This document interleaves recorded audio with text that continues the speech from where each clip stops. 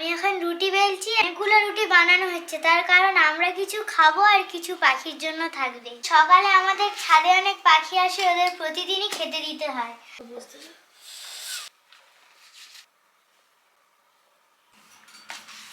আমাদের আজকের মোট 27টা রুটি হয়েছে।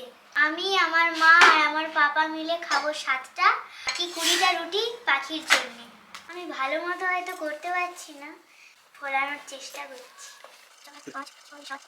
ঠিক আছে, এখন আমরা ঘুমিয়ে পড়বো খেয়ে দিয়ে। কালকের সকালে আপনাদের সঙ্গে আবার দেখা হচ্ছে। রুটিগুলো পাখিদের দেবো, পাখিগুলো কি আনন্দে খাবে।